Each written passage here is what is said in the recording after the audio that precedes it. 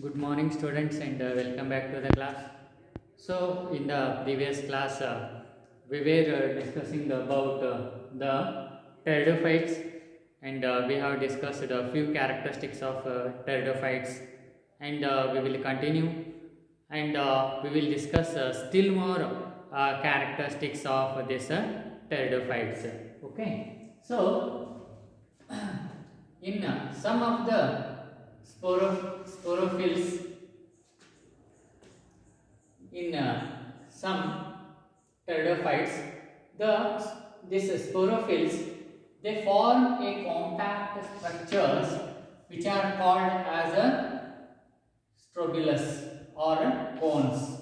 Okay, so in some of the this pteridophytes, the sporophylls, okay, they form what is that a compact structures, and those structures are called as a strobilus or cones. Okay, that is another characteristics of this pteridophytes. And next, the sporangia, they produce spores by meiosis. Okay,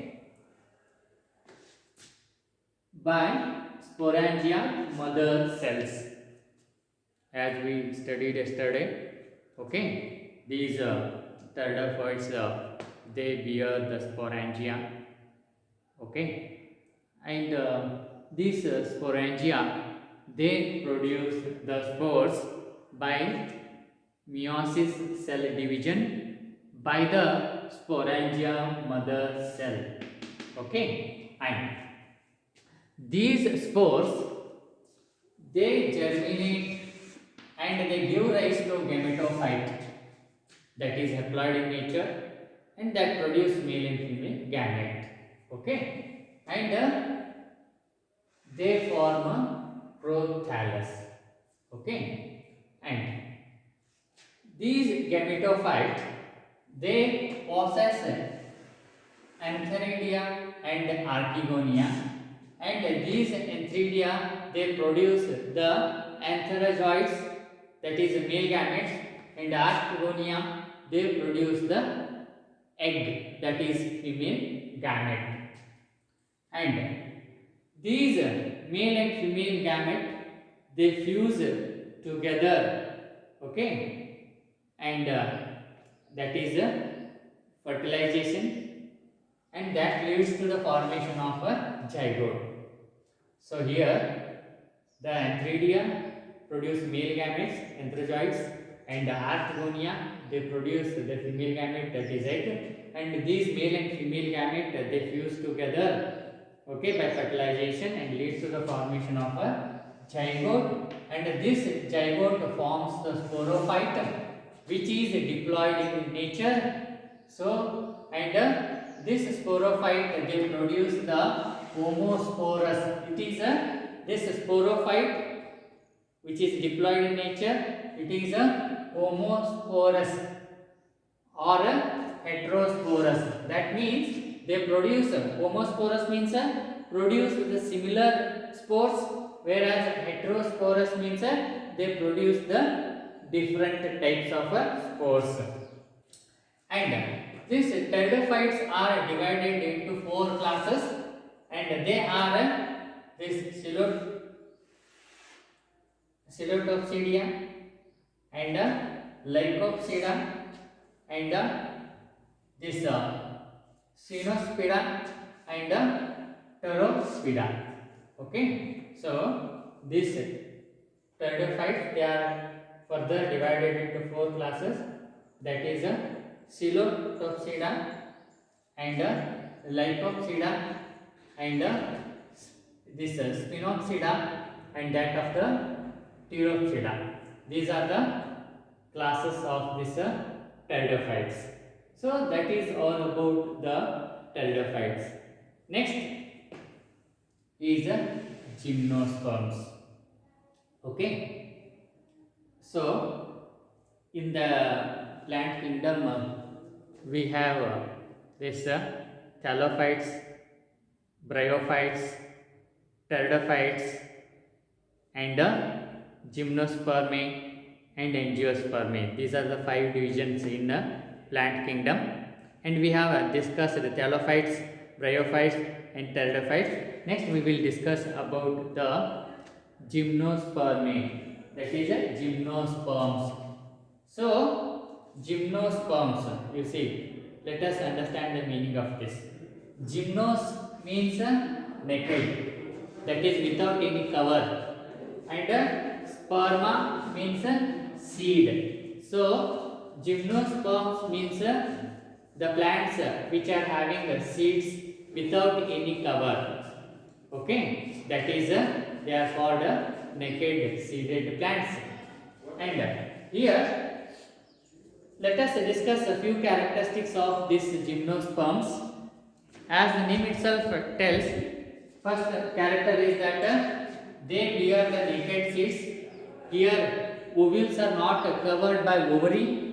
Okay, that is fruit wall is not present here. So the seeds are naked without any covering and no fruit wall. Okay, and the next character is the plant body is sporophyte here. The plant body of gymnosperms is a sporophyte, that is the diploid in nature. And here we find medium sized to tall trees and shrubs. Okay, ಮಧ್ಯಮ ಗಾತ್ರದ ಮತ್ತು ಹಿಂದೆ ಹಿಡ್ಕೊಂಡು ಅತಿ ಎತ್ತರದ ಗಿಡಗಳನ್ನು ಮತ್ತು ಕಂಟಿಗಳನ್ನು ನಾವಿಲ್ಲಿ ಕಾಣ್ತೀವಿ. And the tallest tree is a giant redwood tree. It is the tallest tree here. Okay, and this sporophyte is differentiated into stem, leaf and roots. Here in case of gymnosperms, the plant body is a sporophyte, that is diploid, and this sporophyte is differentiated into stem, leaves and that of the roots. And here we find the taproot system. Okay, in the root we have a taproot, fibrous, okay, and all that. So here they are having a taproot system. Okay, and these gymnosperms are found in association with fungus, and that association of this gymnosperms with fungus is called as a mycorrhiza. And example for this mycorrhiza is Pinus. Okay, and even this gymnosperms are found in association with cyanobacteria, that is blue green algae, and this association is called as a coralloid roots. That example for this is cycas, and they are involved in the nitrogen fixation. Okay, that is the association of this gymnosperms with cyanobacteria, that is blue green algae, and they form the coralloid roots.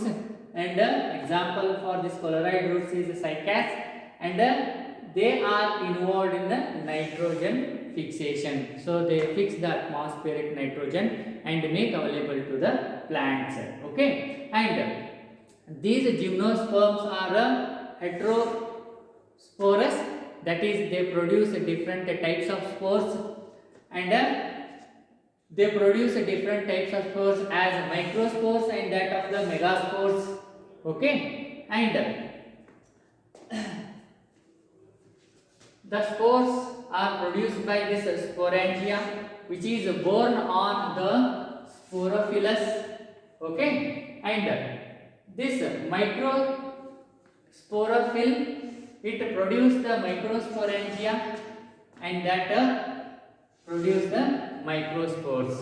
And megasporophyll, it contains the megasporangia, and that produce the megaspores. So the gymnosperms are heterosporous, that is they produce the different types of spores, that is they produce microspores and megaspores, that is two different types of spores.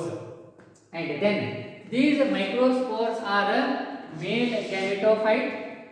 Okay, the microspores are a male gametophyte, that means they produce the male gametes, whereas these megaspores are a female gametophyte, that means they produce the female gametes. And the gametophyte, that is these gametophyte, male and female gametophyte, they produce the gametes, and these gametes produced, they fuse together and fertilize. That process of fusion is called as fertilization, and that fertilization leads to the formation of zygote, that is diploid in nature, and this zygote further develops into embryo, and embryo develops into ovule and seeds. So this is how the seed is developed. Okay, and example for this gymnosperms are cycas, pinus, and this netum, and etc. Okay, so this is about the gymnosperms. Okay, and with this we conclude here, and continue tomorrow, and we will discuss angiosperms. Okay, thank you.